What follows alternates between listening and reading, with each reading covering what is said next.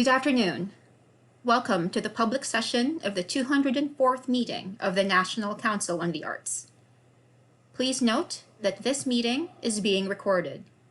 Also, closed captioning and ASL interpretation are available throughout the call. Dear guests, the Acting Chair of the National Endowment for the Arts, Ann Eilers. Thank you. Good afternoon. The 204th meeting of the National Council of the Arts is now in session. I'm Ann Eilers, acting chair. Pronouns are she, her. I'm fair-skinned, have shoulder-length brown hair, am wearing a blue shirt and sitting in front of a white background with the NEA logo. Welcome, members of the National Council, arts leaders, and NEA staff, and members of the public. For the record, our NCA members joining us today are arts researcher Bruce Carter from Miami Beach, Florida, performer and songwriter Lee Greenwood from Nashville, Tennessee, philanthropic professional Deepa Gupta from Chicago, Illinois, attorney, musician, and former member of Congress Paul Hodes from Kittery, Maine, urban planning and community policy specialist Maria Rosario Jackson from Los Angeles, California, and Phoenix. Music professor and arts administrator Emil Kang from New York, New York. Patron and trustee Charlotte Kessler from Columbus, Ohio. Arts administrator Maria Lopez de Leon from San Antonio, Texas. Organic farmer and author Mas Masamoto from Delray, California. Visual artist, Barbara Ernst-Prey from Oyster Bay, New York. Dancer, choreographer, and teacher, Rani Ramaswamy from Minneapolis, Minnesota. Film industry executive, Tom Rothman from Los Angeles, California. Independent curator and consultant, Olga Viso from Scottsdale, Arizona. First, I'm going to start with an exciting update. I would like everyone to join me in congratulating Dr. Maria Rosario Jackson on her nomination by President Biden to serve as chair of the National Endowment for the Arts. So, congratulations. Yes. And Maria, did you want to say a couple hellos? I'm just, well, hello to everyone. I'm thrilled to be nominated and very honored. Looking forward to building on the good work of the agency. And I'm delighted to work with my fellow council members currently and hopefully in the future. Thank you. Thank you so much, Maria. For those of the public that are new to the National Endowment for the Arts, or NEA, we're an independent federal agency that funds, promotes, and strengthens the creative capacity of communities by providing Americans with diverse opportunities for arts participation. So NEA's core belief is the arts are an essential component of our everyday lives. And our vision is that of a nation in which every American benefits from arts engagement and every community recognizes and celebrates its aspirations and achievements through the arts. Our primary activities include grant making to cultural groups, nonprofit arts organizations, and public arts agencies. We also conduct research on the value and importance of the arts in order to share that information with stakeholders and the public. All told, the arts and cultural sector of the US contribute 4.3% to the nation's GDP, and that amounts to about $919.7 billion annually. It represents a greater share of GDP than industries such as construction, transportation and warehousing, mining, and agriculture. Additionally, 5.2 million workers are employed in the arts and cultural field. Overall, the economic impact of the arts and culture is significant and growing. As segue into the business section of our meeting, we'll be sharing a brief Poetry Out Loud presentation. Poetry Out Loud is NEA's arts and education program that encourages poetry study by offering free educational materials and a dynamic cross-country recitation competition for high school students. The program helps students master public speaking, build self-confidence, and learn about literary history and contemporary life. And I am pleased to introduce a video of the DC 2021 Poetry Out Loud champion, Sequoia Gorham. She's reciting Poems for the People by Frances Ellen Watkins Harper as part of this year's National Historically Black College and Universities, or HBCUs, conference. This annual program celebrates the work of HBCUs by federal agencies, and this year the program was introduced by Rod Joy, NEA's Chief of Staff.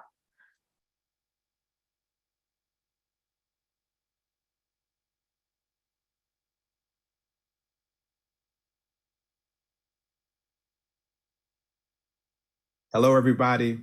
My name is Rod Joy, and I'm proud to serve as Chief of Staff at the National Endowment for the Arts. On behalf of all of us at the Arts Endowment, I'm very pleased to help welcome you to the annual National HBCU Week Conference. The Arts Endowment is committed to making sure that every student everywhere in America has access to the arts as part of a well-rounded education. Since 2005, the NEA has been a proud partner of Poetry Out Loud, a national arts education initiative that encourages high school students across the country to discover and celebrate poetry. By memorizing and reciting poems, students gain confidence and poise and develop an appreciation for the power that words can hold. Poetry Out Loud has directly reached more than 4.1 million students and counting.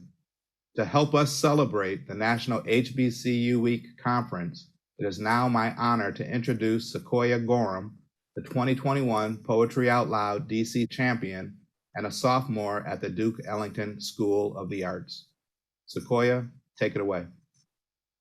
Songs for the People by Frances Ellen Watkins Harper. Let me make the songs for the people, songs for the old and young, songs to stir like a battle cry wherever they are sung. Not for the clashing of sabers, for carnage, nor for strife, but to thrill the hearts of men with more abundant life. Let me make the songs for the weary, amid life's fever and fret, till hearts shall relax their tension and careworn brows forget. Let me sing for little children, before their footsteps stray, sweet anthems of love and duty to float over life's highway. I would sing for the poor and aged when shadows dim their sight, of bright and restful mansions where there shall be no night.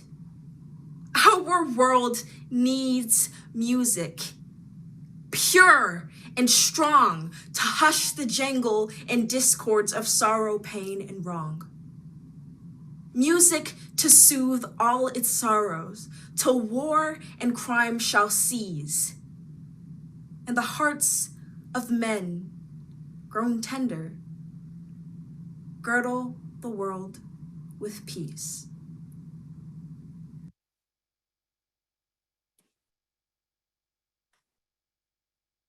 Wow, that was excellent.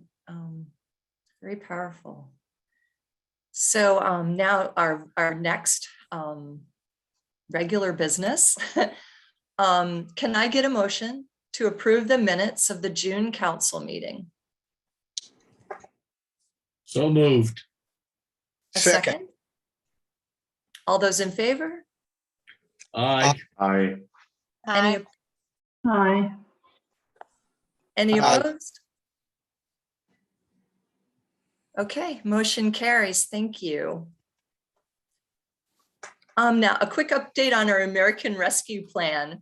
The American Rescue Plan, or ARP, was signed into law by President Biden this past spring, and it provides $135 million to the NEA to support the arts sector as it recovers from the devastating impact of COVID-19. Earlier this year, the NEA provided $52 million in funding for 62 state and jurisdictional arts agencies and regional arts organizations. Today, the council will be considering ARP grants to local agencies. There is a tremendous amount of work that goes into grant making and our agency operations. And so before I begin, I wanted to take a moment and extend a huge thank you and acknowledge the excellent work and heavy lift of all of our NEA team members. They have very effectively managed a large workload spike this past year in a very challenging year.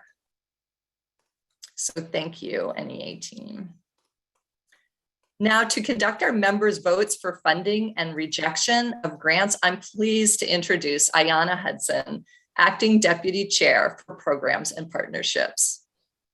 Thank you, Anne. Good afternoon, everyone. I'm an African-American female with dark brown hair. I'm wearing glasses and a dark blue dress, sitting in front of a white background with the NEA logo.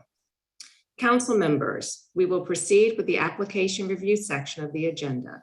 The tally of votes will be announced at the end of today's session. The council will be voting by ballot today on award recommendations totaling more than $59.6 million in 4 funding areas: grants for arts projects, the American Rescue Plan, grants to local arts agencies for subgranting program, creative writing fellowships, and national initiatives.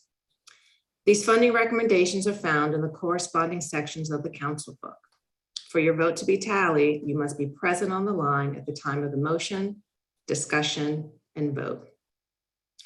Council members, you must email your votes to Kim Jefferson immediately at the conclusion of this part of the meeting. Council members' affiliations are recorded in the council book and later will be attached to your ballots, and each member has been provided an opportunity to provide an update on this information prior to the meeting. Council members are recorded as not voting on applications with which they are affiliated, and this listing becomes part of the agency's official record. After brief summaries of the funding areas, council members will have an opportunity to ask questions and/or discuss the recommendations before voting by ballot. May I have a motion to consider the recommended grants and rejections under grants for arts projects, the American Rescue Plan, grants for local arts agency subgranting, creative writing fellowships, and national initiatives in the council book? So moved. Great. Second. Thank you. Now we'll summarize the 4 funding areas on which you will be voting and then pause for any comments or questions from council members. The Grants for Arts Projects category, also known as GAP, is the principal grants program of the National Endowment for the Arts. Through project-based funding, the program supports public engagement with and access to various forms of art across the nation, the creation of excellent art, learning in the arts at all stages of life, and the integration of arts into the fabric of community life. GAP encourages projects that use the arts to unite and heal in response to current events, as well as celebrate America's creativity and/or cultural heritage, invite a dialogue that fosters a mutual respect for the diverse beliefs and values of all persons and groups, and enrich our humanity by broadening our understanding of ourselves as individuals and as a society. In February 2021, the agency received 1,879 eligible GAP applications requesting more than $92.7 million in FY 2022 support. Recommended for the council's approval are 1,249 projects totaling more than $28.8 million. Grants are recommended to 66% of all applicants, with amounts ranging from $10,000 to $100,000, and an average grant amount of $23,098. Recommended projects span 15 disciplines and fields. Direct grants are recommended to all 50 states, the District of Columbia, and Puerto Rico. Are there any questions or comments from the council? If not, please mark your ballot. The American Rescue Plan was conceived to fuel the nation's recovery from the devastating economic and health effects of the COVID-19 pandemic. The funds allocated to the National Endowment for the Arts represent a significant commitment to the arts and a recognition of the value of the cultural sector to the nation's economy and recovery. In large and small cities, towns, and counties across America, local arts agencies are on the front lines of supporting arts and culture. They provide vital support programming, technical assistance, grant-making opportunities, and other services for their communities. Recognizing the importance of the agency's local and regional partners and wanting to ensure that relief money is being distributed equitably in communities big and small throughout the United States, the Arts Endowment made the decision to support local arts agencies through the American Rescue Plan, Grants for Local Arts Agencies Subgranting, a program specifically for subgranting to cover operating costs intended to help support jobs in the arts sector, keep the doors open to arts organizations, and assist the field in its response to and recovery from the COVID-19 pandemic. The American Rescue Plan, Grants to Local Arts Agencies for Subgranting program, received 143 eligible applications from local arts agencies. 66 applications are recommended for more than $20 million going to local arts agencies in 38 states that will help fund the preservation of jobs, facility support, costs associated with health and safety supplies, and marketing and promotion. Are there any questions or comments from the council? If not, please mark your ballot. The National Endowment for the Arts provides direct support to creative writers and literary translators of distinction through creative writing fellowships. Fellowships in prose enable recipients to set aside time for writing, research, travel, and general career advancement. Fellowships for translation projects enable recipients to translate work from other languages into English. This year, a total of $875,000 is being recommended to 35 writers in creative writing prose and $325,000 to 24 translators to translate works from 16 languages in 18 countries into English. Are there any questions or comments from the council? If not, please mark your ballot. National initiatives support a wide variety of projects of national and field-wide significance. At this meeting, the council is requesting to approve funding for 28 projects representing 5 disciplines, totaling more than $9.3 million. Support is requested for a professional development project from the State Education Agency Directors of Arts Education, also known as CEDA, which supports a network of arts education directors and state departments of education across the United States. The Creative Placemaking Technical Assistance Program, which was designed to provide prospective applicants to and grantees of the Our Town program assistance in executing creative placemaking projects in rural, tribal, suburban, and urban communities. The production and management of public events for the National Endowment for the Arts National Heritage Fellowship Program, which annually honors American folk and traditional artists or groups of artists for their contribution to our national cultural mosaic. 2 cooperative agreements in support of the Creative Forces NEA Military Healing Arts Network, which provides creative arts therapies, engagement activities in clinical and community settings for service members, veterans, and families. 18 recommended projects in the National Endowment for the Arts research grants in the arts, which support a broad range of arts-related studies, many of which focus on the arts in health and human development, as well as studies which focus on identifying strategies for post-pandemic recovery of the arts sector. And 5 recommended projects in National Endowment for the Arts research labs, which are focused on the arts, health, and social and emotional well-being, the arts, creativity, cognition, and learning, and the arts, entrepreneurship, and innovation. Are there any questions or comments from the council? If not, please mark your ballot.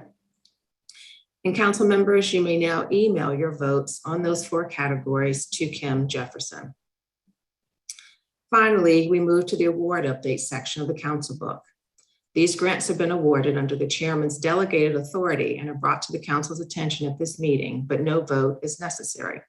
Included are 77 Arts Engagement in American Communities program grants made under the chairman's small grant authority, totaling $770,000, 1 Chairman's Extraordinary Action Grant, 5 interagency agreements, 2 20% amendments, and 1 cooperative agreement amendment. Thank you very much for your time and attention. I will now turn it over to Rod Joy, Chief of Staff at the National Endowment for the Arts. Thank you, Ayanna, and hello, everybody. My name is Rod Joy. I'm proud to serve as Chief of Staff at the National Endowment for the Arts. My pronouns are he, him, his. I am a middle-aged man wearing a white shirt and blue jacket with a black background and an NEA logo. Happens to be the same outfit I wore in the video earlier in the program. So this is a uniform for me, so to speak. It's great to be with you today to provide just a few brief updates.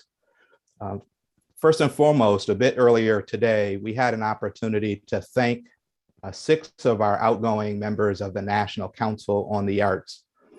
I wanted to take a moment to thank and acknowledge these outgoing council members publicly, including Mr. Lee Greenwood. Today also happens to be Lee's birthday, so we appreciate him sharing his birthday with us. Charlotte Kessler, Mas Masamoto, Barbara Prey, Olga Viso, and Rick Lowe. Throughout the years, the NEA has drawn upon their partnership and wisdom, and I want to say thank you to all of them for going above and beyond the call of duty and serving beyond the length of their original terms. All of us who care about culture and the arts in America owe them a tremendous debt of gratitude for their extraordinary leadership and service. It's been a very busy and consequential past few months for all of us here at the Arts Endowment. So much has happened since our last council meeting in late June. This slide here encompasses just a few of the many examples of the agency's great work, ranging from the submission of the NEA's new strategic plan to the 2021 Musical Theater Songwriting Challenge in partnership with the American Theater Wing, and so much more. Next slide, please.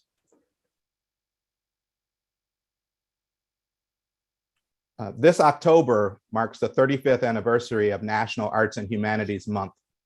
And under the leadership of our senior deputy chair, the NEA has joined forces with the nation's cultural agencies, the National Endowment for the Humanities, and the Institute for Museums and Library Services to celebrate and showcase the power of the arts and humanities. All month long, our 3 agencies have worked to engage communities across the country to highlight how the arts and humanities rebuild the economy, promote health and wellness of individuals and communities, and unite our nation. Going into this month, President Biden issued a proclamation declaring October National Arts and Humanities Month and emphasizing the power of the arts to provide both solace and understanding. As President Biden stated in the proclamation, quote, "For our nation to fully recover and heal, we need the creative economy and our cultural sector to recover. A few sectors of our economy have been harder hit by COVID-19 than the arts." Next slide, please. One of the most important tasks we have right now at the agency is to aid in the recovery and renewal of the arts sector. You heard a little bit more about our American Rescue Plan program. As many of you know, the American Rescue Plan was signed into law in March of this year. It included $135 million for the National Endowment for the Arts to assist arts organizations and arts workers hard hit by the pandemic. The NEA has put ARP to work. There are 2 overarching goals for our American Rescue Plan program. The first is to provide relief and support to arts organizations to help them hire and reopen. The second goal is to expand access to funds to communities that have been historically underserved and underrepresented by government. Regarding our grant making, as you just heard from Ayanna, today the council is considering over $20 million in ARP support for local arts agencies to sub-grant within their jurisdictions. This is the second of 3 phases in the agency's awarding of ARP funds. The first phase occurred on April 29th, when, as is our practice, 40% of our ARP funds were distributed to state and regional arts agencies. The third phase of our ARP program will take place in December, when we'll convene a special meeting of the council to make recommendations on ARP grants to nonprofit arts and cultural organizations. Next slide, please. In terms of the American Rescue Plan program, I do want to say thank you to our ARP working group for working to highlight the importance of culture and the arts in our national recovery efforts. They've taken steps to meet people where they are and extend the reach and impact of the agency. Before I pass the mic to our last speaker for the day, I want to follow in the footsteps of our acting chair, Ann Eilers. And I want to say thank you to the entire NEA staff team.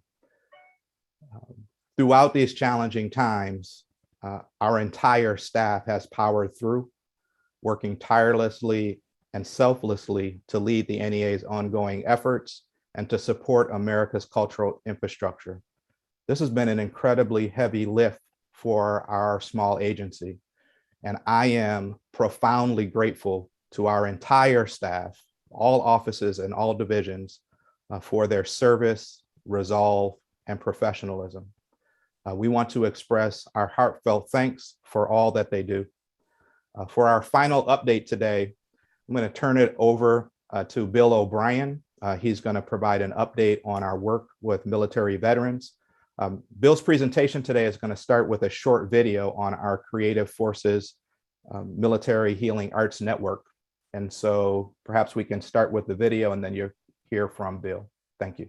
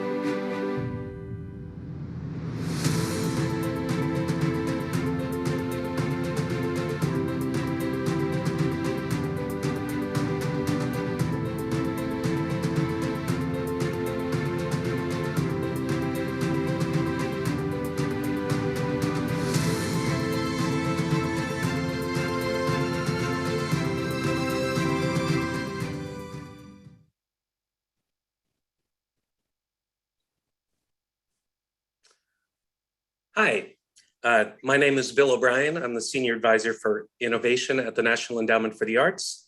I'm a white male in my 50s, pronouns him, his, he, and I'm in front of a white screen with a black logo. I'm wearing a gray sport coat with a black sweater, red tie, blue collar, brown graying hair, and a very slight beard at the moment. I am also very privileged to be the director of the Creative Forces NEA Military Healing Arts Initiative. Creative Forces is an initiative that is an initiative of the National Endowment for the Arts in partnership with the Departments of Defense and Veterans Affairs. And the aims of the initiative are to advance health, well-being, and quality of life for military and veteran populations who have been exposed to trauma, including families and caregivers. The initiative began as a partnership with the National Intrepid Center of Excellence, or the NICO. The NICO is located at the Walter Reed National Military Medical Center, and it is a center of healing, hope, and discovery, and for advanced treatment of traumatic brain injury and associated psychological health issues. There's a growing need in our country to address traumatic brain injuries and PTSD. There's an estimated 2.8 million people who sustain a traumatic brain injury annually in our country. And there's an estimated 8 million who have PTSD. And more than 400,000 men and women of our armed services have been diagnosed with TBI since 2000. And 11 to 20% of all veterans who served in Iraq and Afghanistan have PTSD in any given year. The NEA and the DoD initiated this Healing Arts Partnership to investigate the role that the arts could play to help confront these invisible wounds. When our partnership began, the NICO had already established an arts therapy program featured here on the cover of the National Geographic magazine. And through our collaboration, we were soon able to expand these services to include music therapy, dance movement therapy, and therapeutic writing.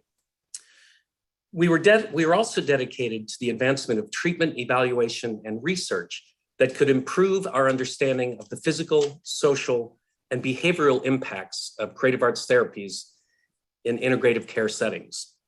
We published more than 20 research papers so far, and key findings from those papers have indicated that these programs can support meaning-making, positive reframing, can reduce PTSD symptoms, can provide improved social connection, and provide opportunities to experience hope and gratification. And as the initiative continued to expand, it took on three different major components. Go back to the last slide, please. There's a clinical component that features creative arts therapies embedded in integrative patient-centered care. And then there's a community component that includes the recently announced National Community Engagement Grant Program. And there's also a capacity program to support stakeholders in both our clinical and community programs, largely through support from our National Resource Center. The initiative also began to expand geographically. We now have 12 clinics across the country. 7 of these are DoD based and 5 are hosted at VA hospitals. And of the VA clinics, 4 of those also provide telehealth services for rural and remote veterans and families. In 2017, we also began supporting community connection projects in communities around our clinics to investigate ways that the arts could support these populations outside of the clinic and in community settings. For example, the Jacksonville-Oslo Council for the Arts offered a Creative Forces Open Studio. This project provided weekly drop-in open studio sessions led by their artists in residence in collaboration with the local Creative Forces creative arts therapist who was stationed in nearby Camp Lejeune. Of the project, Noah White, the director of the local council, said, "The most important thing we learned is that we're giving them their sense of tribe back. And we've also learned that we're part of that tribe too." I don't think I could have said it better. And also at the Cultural Office of Pikes Peak Region, they developed 2 training modules, one to provide training for local artists and arts organizations to improve their understanding of the military experience and culture, and then another module for veterans and the local veteran and military populations to improve their awareness of local arts engagement opportunities. There were 11 community connection projects supported in all, and key findings from program evaluation conducted on these activities have informed our recently announced Creative Forces Community Engagement Grant Program. We're almost 10 years into our initiative now, and this is a major milestone for Creative Forces. Now, for the first time, we're able to support eligible organizations from all across the country who would like to support their local military and veteran populations. The focus of the program is to improve health, well-being, and quality of life for military service members and veterans exposed to traumas, including their families and caregivers. There are 2 tiers for the grant program, one for emerging projects and another one for advanced projects. And the grants range from $10,000 to $50,000, and they are matching grant projects. The deadline is December 15th, and you can learn more about the grant program at our partners organization, Mid-America Arts Alliance, at maaa.org/creative forces.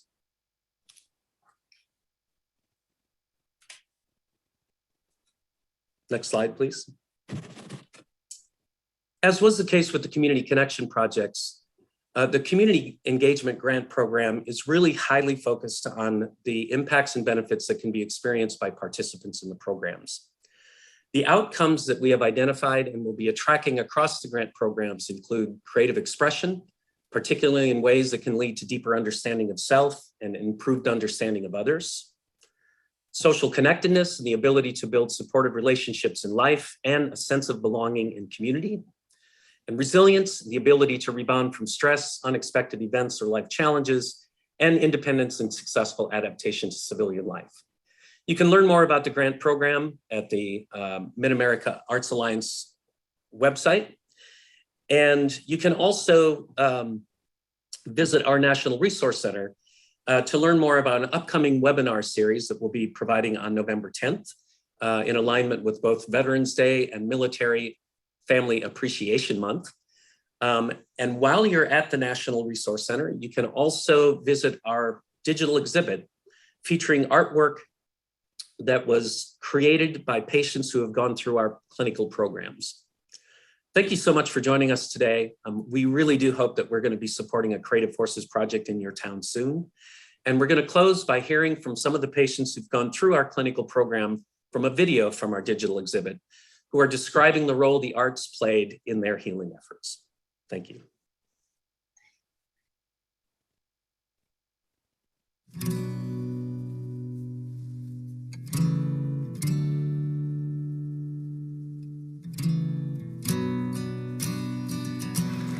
I was a combat company commander.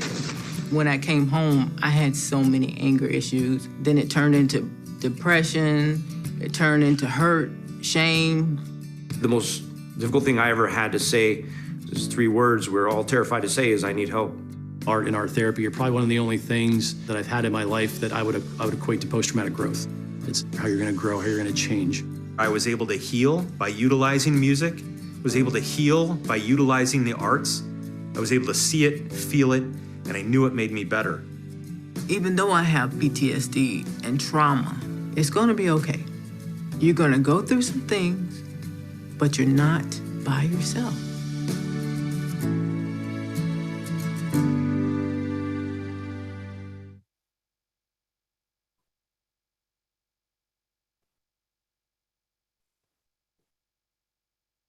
Okay. Thank you so much, Bill. That was really an excellent update for what's a very critical program that the NEA provides. So as the last or final piece of business today, I'm happy to announce that all the recommendations and funding and rejections have passed. On behalf of all of us at the NEA, thank you for a productive meeting. And we're all very grateful to everyone who serve on our council. The 204th meeting of the National Council of the Arts is now adjourned.